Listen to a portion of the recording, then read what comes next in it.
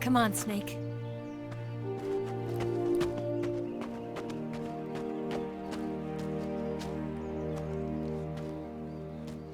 We made it. We made it. Over there.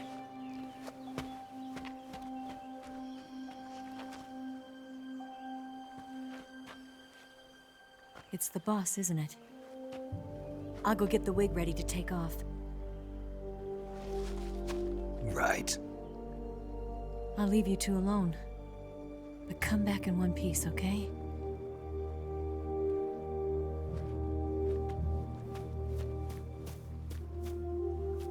Promise me!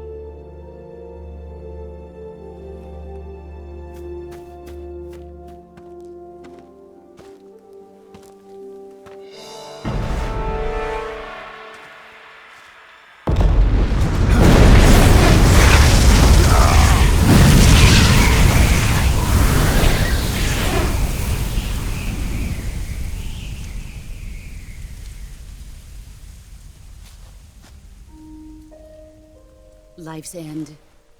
Isn't it beautiful? It's almost tragic. When life ends, it gives off a final lingering aroma. Light is but a farewell gift from the darkness to those on their way to die. I've been waiting, Snake, for a long time. Waiting for your birth, your growth, and the finality of today. Boss. Why are you doing this? Why? To make the world one again. The world used to be whole. But with the end of the Second World War, the philosophers began to fight amongst themselves, and the world was torn apart. The Cobras, my comrades who trained and fought alongside me, were torn apart as well. The foibles of politics and the march of time can turn friends into enemies just as easily as the wind changes. Ridiculous, isn't it? Yesterday's ally becomes today's opposition. And this Cold War? Think back. When I was leading the Cobras, America and Russia were fighting together. Now, consider whether America and Russia will still be enemies in the 21st century. Somehow I doubt it. Enemies change along with the times, the flow of the ages, and we soldiers are forced to play along. I didn't raise you and shape you into the man you are today just so we could face each other in battle. A soldier's skills aren't meant to be used to hurt friends. So then what is an enemy? Is there such a thing as an absolute timeless enemy? There is no such thing, and never has been. And the reason is that our enemies are human beings like us. They can only be our enemies in relative terms. The world must be made whole again. The philosophers must be reunited. I will devote my skills to that purpose. And with the Colonel's money, I will achieve that end. Just as I once created the Cobras. They are my family. I may no longer be able to bear children, but I still have a family. It was November 1st, 1951. I was in the Nevada desert participating in atomic testing. The name Nevada is derived from Spanish, covered in snow, white as snow. And snow is exactly what I saw in that Nevada desert. It froze my blood white. Snake, you were an atomic test subject, weren't you? On Bikini Atoll. That's part of the reason I was drawn to you. You and I are alike. We're both slowly being eaten away by the karma of others. we'll never have the chance to die peacefully of old age. We have no tomorrow. But we can still have hope for the future. In 1960, I saw a vision of the ideal future from space. 3 years earlier, the Soviet Union had succeeded in launching Sputnik, the first man-made satellite in history, into orbit. This came as a huge shock to the United States. In response, America threw everything it had into its own manned spaceflight project, the Mercury program. Even as the Soviets seemed poised to send their first man into space, America was still experimenting with chimpanzees and rockets. The government wanted human data, so they secretly decided to send a human being into space. I was the one they chose. At the time, they didn't have the technology to block out cosmic rays, and whoever they sent up would inevitably be exposed to heavy radiation. That's why they chose me. After all, I'd already been irradiated once. Of course, you won't find any of this in the history books. I could see the planet as it appeared from space. That's when it finally hit me. Space exploration is nothing but another game in the power struggle between the US and the USSR. Politics, economics, the arms race, they're all just arenas for meaningless competition. I'm sure you can see that, but the Earth itself has no boundaries. No East, no West, no Cold War. And the irony of it is, the United States and the Soviet Union are spending billions on their space programs and the missile race, only to arrive at the same conclusion. In the 21st century, everyone will be able to see that we are all just inhabitants of a little celestial body called Earth. A world without communism or capitalism, that is the world I wanted to see. But reality continued to betray me. In 1961, I was sent to Cuba, to Bahia de Cochinos. It was part of a CIA-sponsored invasion under the guise of taking Cuban exiles back to their country. But the US government betrayed them. Our weak-kneed president held back their air support. Defenseless, the exiles were annihilated by the Cuban army. All I could do was watch in silence.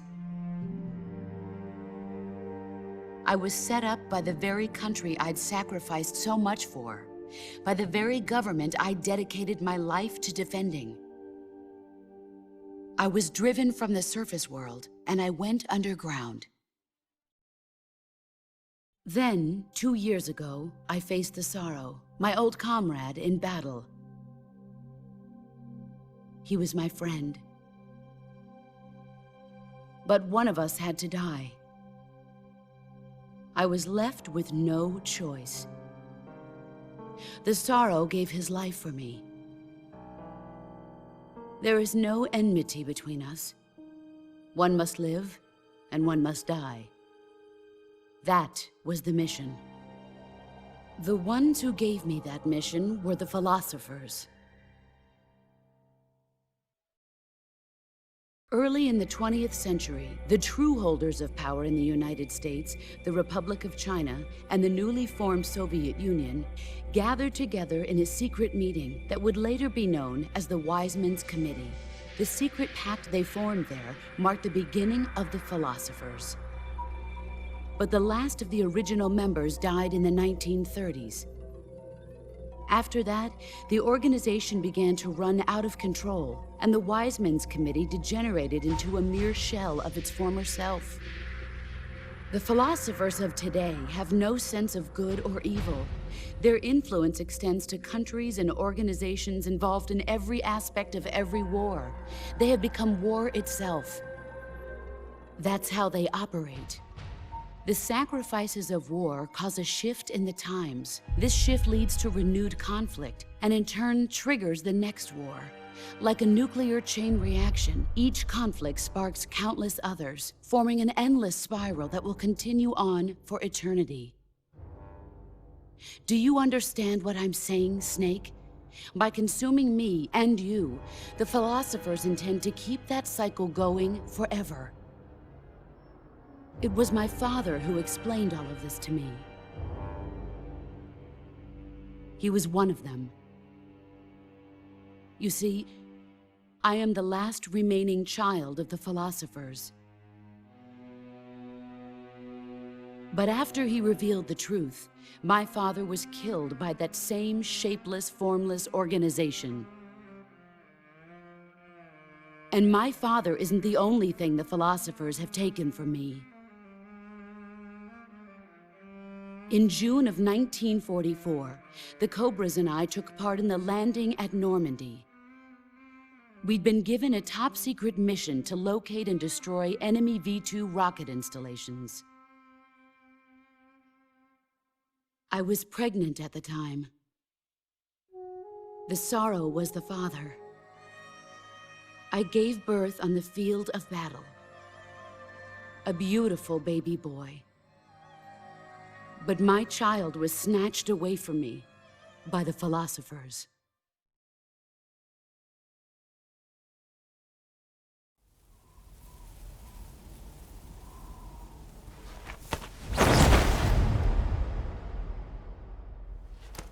Look at this scar. This is proof that I was once a mother. I gave up my body and my child for my country. There is nothing left inside me now. Nothing at all. No hatred, not even regret. And yet sometimes at night, I can still feel the pain creeping up inside me, slithering through my body like a snake.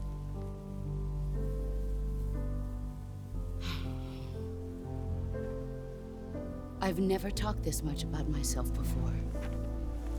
Thanks. Thanks for listening to me.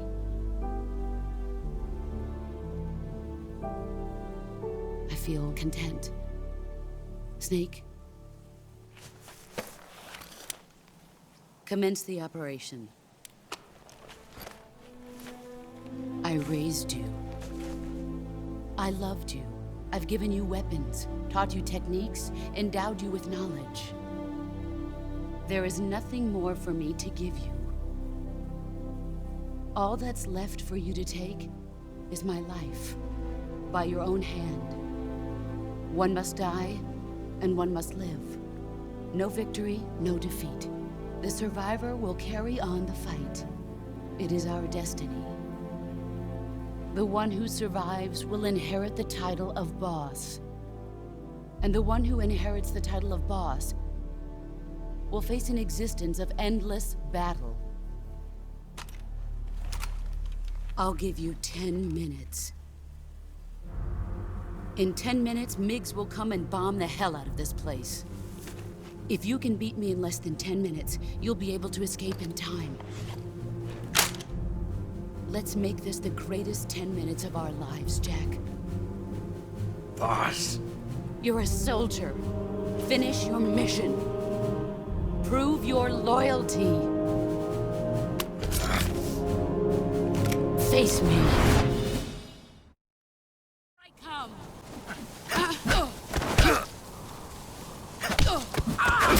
Excellent, Jack.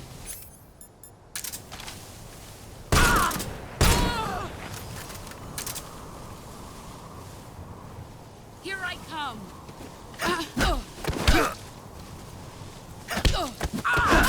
You're better than I remember.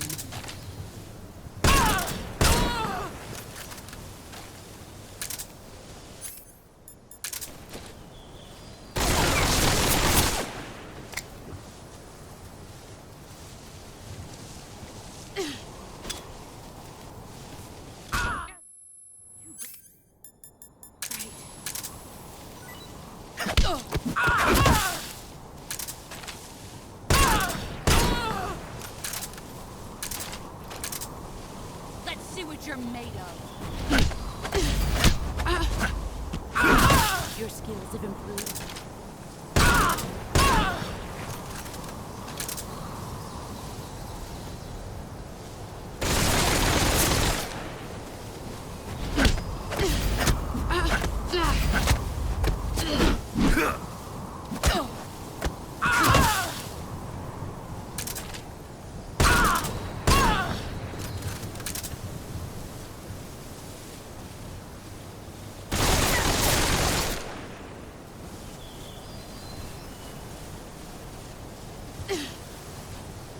Brace yourself.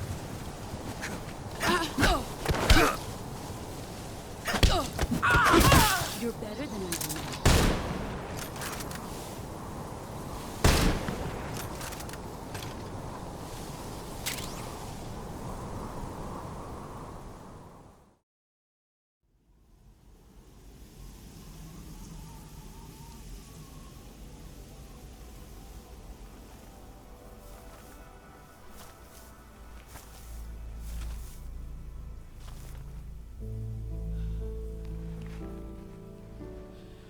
Take this.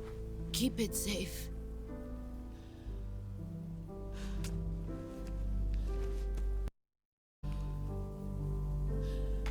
It's our only hope.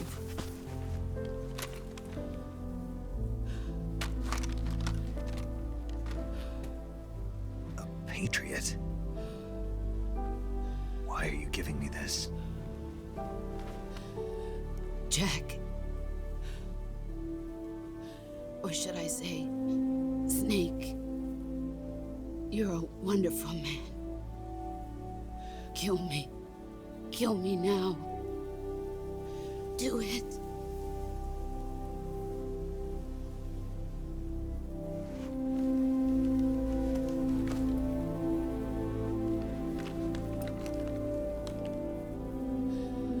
There's only room for one boss and one snake.